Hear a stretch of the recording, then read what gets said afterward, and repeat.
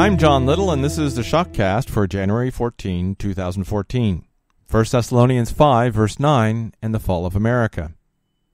When I wrote yesterday about the suddenness of disaster, I quoted 1 Thessalonians 5, verses 3 through 7, and I deliberately left out verse 9. I did that to prove a point. I did that to help you understand that your pastor may be a peace and safety pastor, causing you to ignore the sudden destruction that is coming. You see, in verses 3 through 7, it is clear that Paul is telling us that we can avoid disaster by staying awake, watching for what is coming, and then, by implication, taking steps to avoid the disaster that will take away those who preached peace and safety.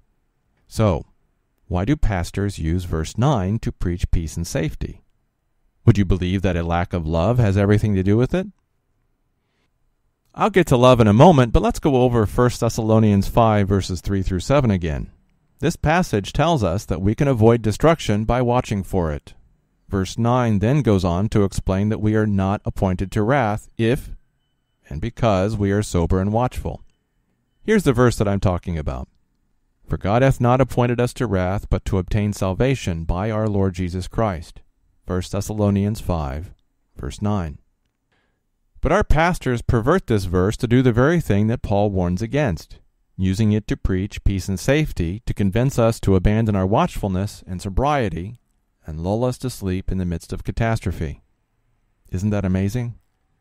Preachers and theologians take the very passage that warns us about avoiding disaster and use it to do the exact opposite. They twist verse 9 to preach peace and safety, condemning themselves and their congregations to the sudden destruction of verse 3.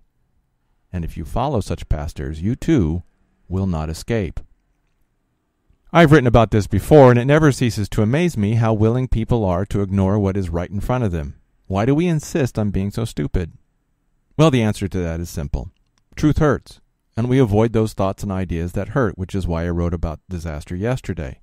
We don't have the luxury of ignoring the truth. We are now in the unenviable position of being forced to love the truth because it is only that love that will save us. Unfortunately, we don't know what love is.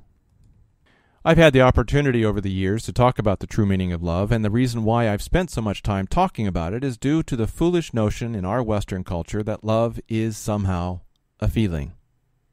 Love is not a feeling. It's a choice. If you love the truth, you will choose it and believe it, even when you don't like it. That is what love is, and it is love of the truth that will save you from what is coming. In 2 Thessalonians 2, verse 10, Paul spoke of those who perish. Why do they perish? Because they do not love the truth. In 1 Thessalonians 5, why do they perish? Because they preach peace and safety. Putting them both together, we now understand why our pastors and theologians preach peace and safety. Because they do not love the truth. And if you don't love the truth, you will perish also. The good thing is that there are pastors that are beginning to wake up.